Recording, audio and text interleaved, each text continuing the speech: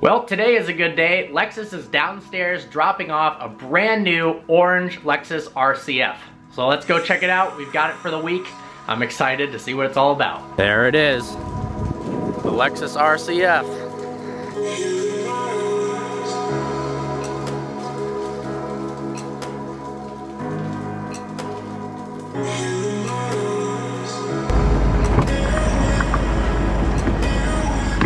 I wanted to take this car to a little bit more of a remote location since it was dropped off by Lexus in pretty crowded of an area. But this is the Lexus RCF in Molten Pearl.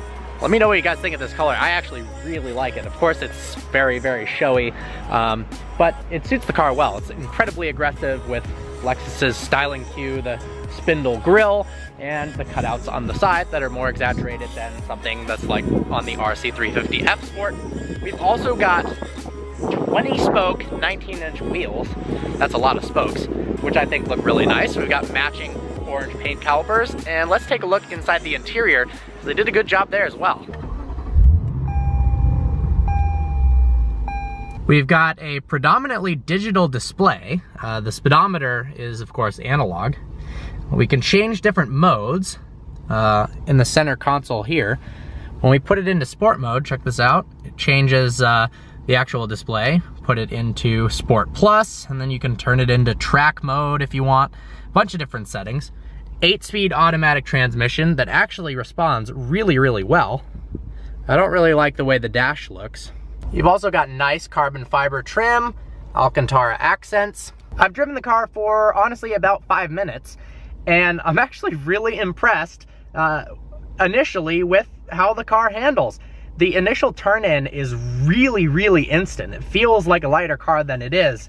And I'm really blown away by how nimble this car feels. The 8-speed automatic transmission shifts really fast.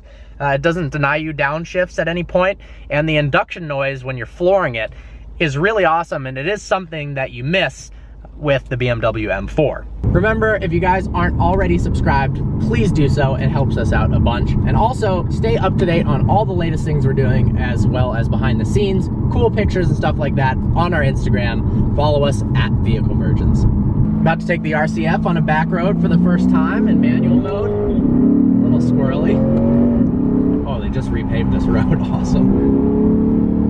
So 5-liter V8, 467 horsepower. The one gripe that a lot of people have with this is it weighs 400 pounds more than its competitor, the BMW M4. But honestly, the steering feels so great, and with the performance package that's $5,500, it comes with this torque vectoring differential, which originally I didn't know what this button here, TVD, meant. It was a little confusing, but it is torque vectoring differential, and you can have different settings.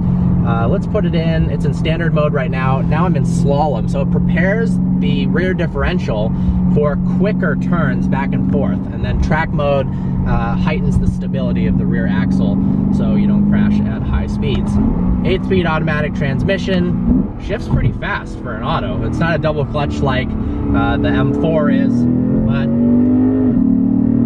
works well. When you're full on the gas, you've got a sound generator in the front that is in tune with the RPMs and the level of throttle inputs, so it actually gets louder when you punch it instead of just slowly on the throttle, which I guess is nice. I mean, before I found out that it was electronically controlled, I thought the car was a little bit cooler than it is, but that's the way things are going, especially with turbocharged cars. I am a little bit surprised that they had to do that, considering it's a naturally aspirated V8, but everyone wants more refined, quieter interiors, but then they also want to hear the engine at the same time, and there's not really a great way to do that. So we're gonna try a bit of a launch. I'm just gonna step on the gas, but 0 to 60, about 4.5 seconds, which actually isn't all that good for a $79,000 performance car. I mean, the BMW M4 and the C63 are in the mid to high 3-second range, not 4 seconds, but let's see how it feels.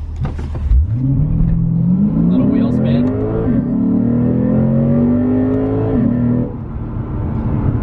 It's definitely quick. It's not insanely fast, but I like this car a lot more than I imagined I would, and actually a lot more than it seems like the general consensus of auto journalists and people in general, they kind of think this car weighs too much, it's a little bit overpriced, but it's not really overpriced. The base price is right around exactly where the M4 is. Yeah, it weighs 400 pounds more, but it doesn't feel overly heavy. It handles really well. It sounds better than the M4 because it's naturally aspirated and it's not a 6-cylinder. And it's nice in the interior as well. I really like the carbon fiber bits, the Alcantara. I'm not really a big fan of this center console right here, and these air vents, I don't really like those at all. The entertainment screen is about the right size, but they do need to fix the control. Using this touchpad is kind of a little bit difficult and not that accurate. Everyone nowadays is using kind of a turnstile knob where you can change different directions to select things and click it down. I like the one in the Mercedes multimedia system a lot more than this. I do like how the temperature, Cadillacs have this as well, is touch control, and you just scroll up and down. Ooh, it changes so fast, that's fun. And the volume has the nicest tactile feedback. Something about scrolling this is just really pleasing.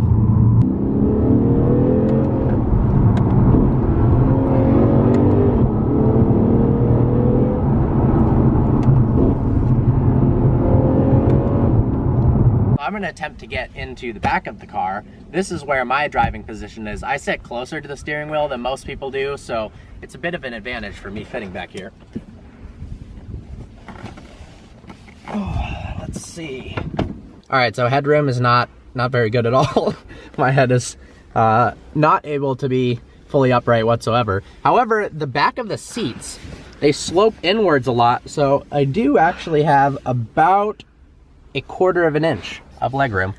So that part's not bad, but for a long drive, I mean, this would be pretty miserable.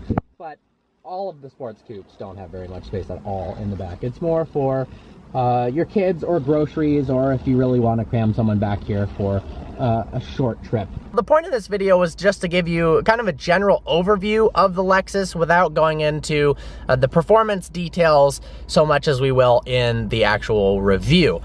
Took delivery of the car. I've liked it a lot so far. I'm kind of trying to figure out what a great place to put point of view style videos is. I know a lot of people like them, but I've kind of found that standalone point of views with no talking after about a minute do kind of get a little bit boring. Now comment below if you disagree and you'd like to see more of them, but I thought maybe this style of video, when we get a new car, do a little general first impressions and then include the point of view after that. So that's what I'm going to do, have a point of view of the Lexus RCF on a fun back road. I hope you found this video good. Poop. Yep. Let me know what you think of this style of video. Let me know what you think of this style of video. The real review is coming out soon. Look forward to seeing you next video.